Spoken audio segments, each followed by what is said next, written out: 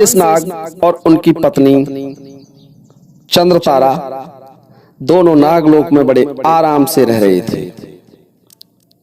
कुछ समय के बाद भगवान शेषनाग रानी चंद्रतारा से कहते हैं कि मैं श्री हरि विष्णु की तपस्या करने के लिए जा रहा हूं।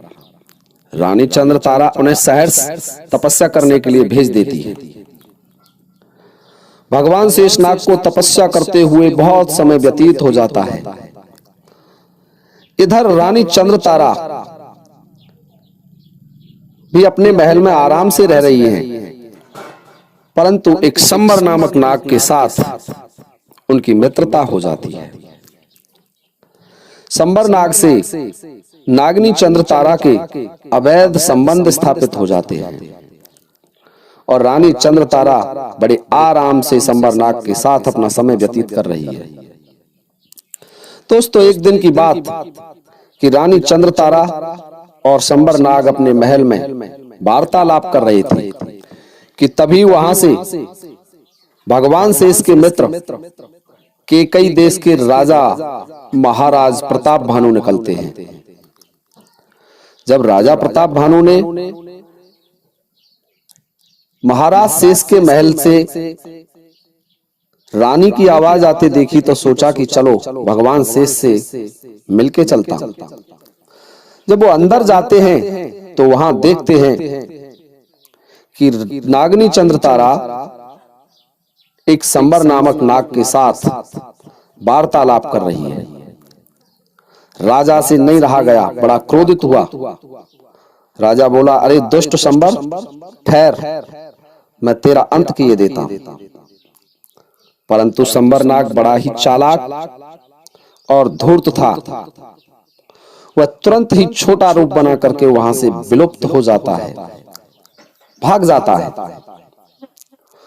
फिर भी राजा का क्रोध शांत नहीं हुआ और राजा ने घोड़े से उतर करके नागनी चंद्रतारा को 5-7 कोड़े मार दिए। रानी चंद्रतारा रोने लगी और त्रियाजाल फैलाने लगी। महाराज प्रताप भानु तो वहां से चले जाते हैं, परंतु इधर क्या होता है?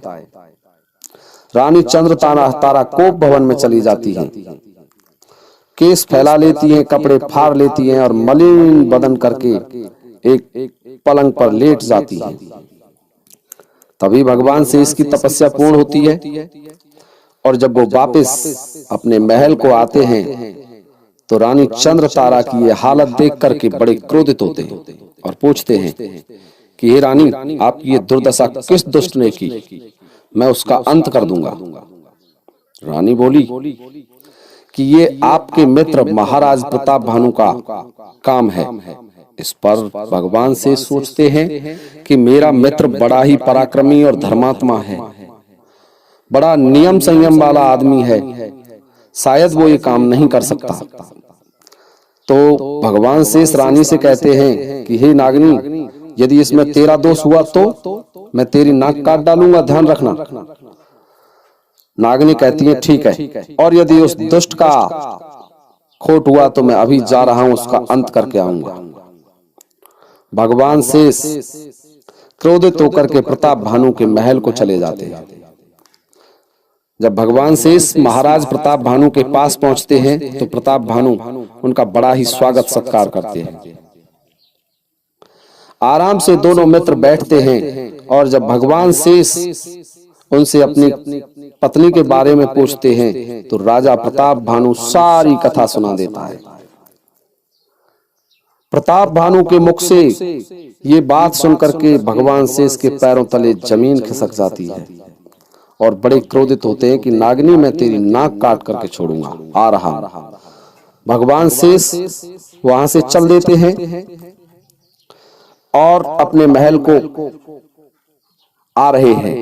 इधर रानी चंद्रतारा सोचती हैं कि राजा प्रताप भानु हो सकता है शंबर नाग वाली सारी कहानी भगवान शेष को बता दे। तो उसने इससे पहले ही नागनी का रूप धारण किया और एक पत्थर की शिला पर अपना फन पटक पटक करके अपने प्राण दे दिए। इधर नागनी चंद्रतारा मर जाती हैं और भगवान शेष महल को आते हैं तो ये देख करके सोचते हैं कि चलो इस दुष्टा का अंत हो गया, बहुत अच्छा है। दोस्तों धीरे धीरे समय निकलता गया। इधर महाराज प्रताप भानु भी एक श्राप के कारण राक्षस बन जाते हैं। महाराज प्रताप भानु रावण के रूप में अवतरित होते हैं। उनके छोटे भाई अरिमर्दन कुंभकर्ण के रूप में अवतरित होते हैं और उनका मंत्री धर्मरुचि था, वो विभीषण के रूप में अवतरित होते हैं। और भगवान श्री हरि विष्णु श्री रामचंद्र जी के रूप में अवतरित होते हैं तथा स्वयं शेषनाग श्री लक्ष्मण जी के रूप में पृथ्वी पर अवतरित होते हैं। और जो भगवान शेष की पत्नी थी चंद्रतारा, वो शूर्पणखा रावण की बहन बन करके अवतरित होती है। संबर नाग था, वो शूर्पणखा का पति विद्युत जीव बन करके अवतरित होता है। दोस्तों तुम्हें पता होगा कि कोई भी भाई अपने बहन के पति का वध नहीं कर सकता। महाराज प्रताप भानु की प्रतिज्ञा थी कि मैं संबर नाग तेरा वध कर दूंगा, परंतु उस समय तो वो उनके हाथ नहीं आया था। और जब उनको पता चला कि ये संबर नाग है जो मेरी बहन का पति है, तो उन्होंने उसका वध कर दिया। और पता होगा आपको कि जब शूर्पणखा भगवान श्री राम के पास शादी का आग्रह लेकर के पहुंचती है, तो भगवान राम को भी वही पिछले जन्म की कहानी याद आ जाती है। और लक्ष्मण जी से इशारों में कहा, रामायण में लिखा हुआ है, कहिउ अनुज सन शयन बुझाई, अर्थात इशारों में कहा कि पहले जन्म में ये तुम्हारी पत्नी चंद्रतारा थी और तुमने प्रतिज्ञा की थी कि इसकी मैं नाक काट डालूंगा, तो काटिए इसकी नाक। और तभी लक्ष्मण जी ने उसकी नाक पर ही प्रहार किया था और उसकी नाक काट डाली थी। नहीं तो चाहते तो लक्ष्मण जी उसे मार भी सकते थे, कहीं शरीर पर अंत भी प्रहार कर सकते थे, इसीलिए उन्होंने शूर्पणखा की नाक काटी। भगवान राम भी उसको मार सकते थे, उन्होंने लक्ष्मण को ही इशारों में क्यों कहा? क्योंकि वो उनकी पहले जन्म की पत्नी थी और उसके घिनौने कर्म के लिए उसे दंडित करना आवश्यक था। लक्ष्मण जी को अपनी पुरानी प्रतिज्ञा याद दिलाई थी भगवान राम ने। तो दोस्तों इस प्रकार से जो पूर्व जन्म के कर्म होते हैं उनका फल भी प्राणी भोगता है।